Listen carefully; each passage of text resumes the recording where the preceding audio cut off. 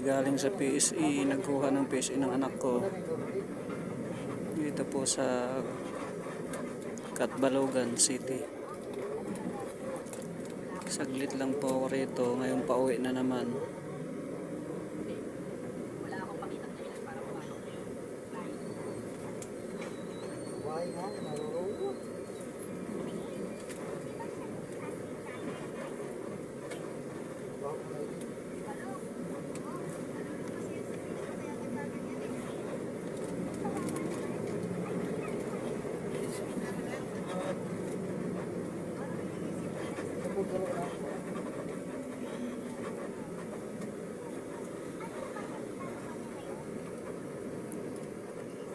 Thank you mga guys sa sunod kong mga video.